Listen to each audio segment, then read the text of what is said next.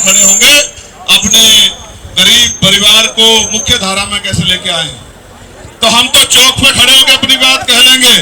हमारे लिए तो सीमाएं हैं, लेकिन जनता के लिए सीमाएं नहीं है।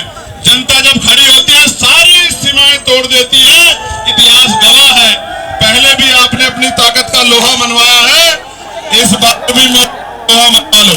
मैं आपको बस ये संदेश देने के आया हूं, आपकी भविष्य का फैसला आपकी उंगली में है। अगर उंगली ने सही फैसला लिया तो ना जुल्म होगा, ना अत्याचार, ना भर्तियों में घोटाले होंगे, ना पेपर लीक, जमीन छिपकी, ना रोजगार। दोनों हाथ उठा के ऐसे मुट्ठी तान लो।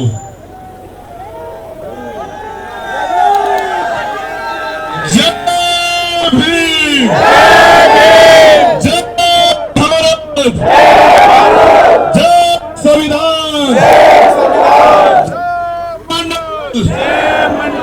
जय जोहर, जय जवान, जय किसान। और जिस दिन किसान, मजदूर, नौजवान, महिलाएं, गरीब तबका, हर तबका मिलकर आगे बढ़ेगा तो उत्तर प्रदेश में खुशहाली आएगी और भारतीय संविधान की रक्षा भी होगी। आज तो आप देख रहे हो डंडे के दम पे हुकूमत चल रही है। दफ्तरों में जाओगे, अमीर आदमी सीधा जाएगा और गरीब फाइल लेके इंतजार करता जाएगा, उसके बाल सफेद होंगे, न्याय नहीं मिलता है। न्याय चाहिए तो ताकत बनाओ, और ताकत बनाने के लिए इससे अच्छा अवसर नहीं है। ये बाबा साहब अम्बेडकर की प्रतिमा के सामने संकल्प करके कह रहा हूं, एक बार उठ के खड़े हो जाओ, अपनी ताकत को पहचान लो। इस हुकूमत का, जालिम हुकूमत का झंडा उखाड़ के ये नीला झंडा लखनऊ में हम लोग लगा देंगे। मेरी बात को आपके आगे कोई काम नामुमकिन नहीं है। और कहते हैं ना कि नौजवान अगर ठान ले तो वो हवाओं का रुख मोड़ सकता है। नगीना में आपने ये रुख मोड़ के देश को बताया था कि अगर आप ठान लोगे तो फिर अपनी ताकत बना लोगे। और देखो, एक अकेला भले जो स्मार्ट प्रीपेड मीटर का मुंह मोड़ दिया, नहीं मोड़ दिया।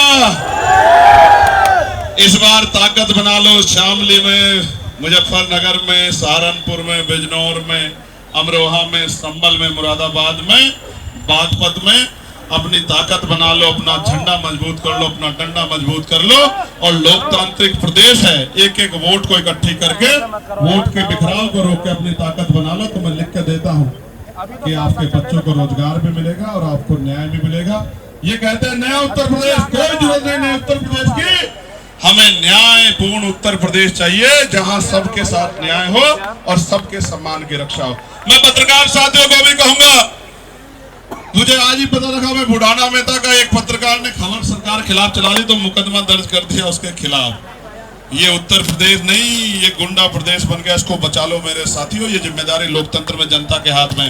और मैं पुलिस के भाइयों का धन्यवाद करूंगा, लेकिन मैं पुलिस के भाइयों को भी कहना चाहता हूं, सप्ताह में एक दिन छुट्टी, 8 घंटे की ड्यूटी और वेतन विषमता दूर करके बॉर्डर स्कीम अगर कोई खत्म करेगा तो आजाद समाज पार्टी का आशीर्वाद खत्म करेगा।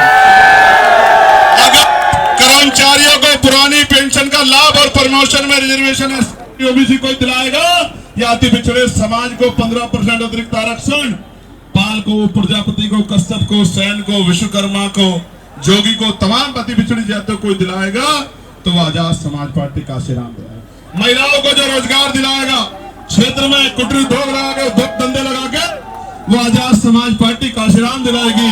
और जो पलायन का काम करेगा, रोजगार दिला के, वो आजाद समाज पार्टी का आशीर्वाद करेगी। और भाइयों भाइयों को लड़ा के जो नफरत पैदा की गई है, उस नफरत का गला घोटने कोई काम करेगा तो वो ये इस प्रदेश की महान जनता की अंगुली में जो ताकत है उससे होगा। मैं आपका धन्यवाद करता हूं। और मैं इस चौराहे से खड़े होकर पूछना चाहता हूं मुख्यमंत्री जी से, कब गाय को राष्ट्र माता घोषित कर रहे हो?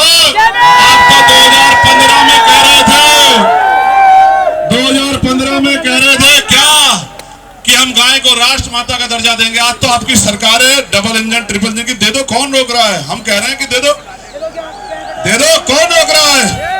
लेकिन गाय के नाम पे लोगों की हत्या बंद करवाओ, अन्याय बंद करवाओ, झूठे मुकदमे बंद करवाओ, इस बात का भी ध्यान रखो।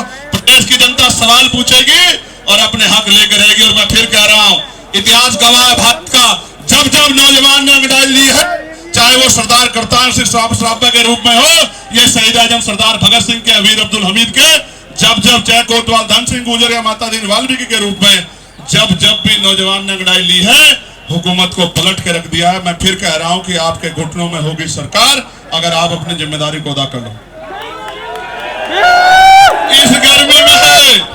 इस गर्मी में जहां पसीना से चल के पैरों तक जा रहा है, धरती आग उगल रही है, सड़कें आग उगल रही है, ऐसी गर्मी में पैसे भुलाई पे भी नहीं आते लोग।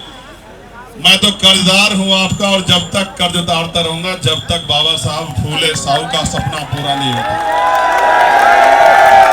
तब तक इस कर्ज को उतारता रहूंगा। बाकी आपके हाथ में है कि आप ताकत कब दोगे। मैं तो आपसे एक मौका मांग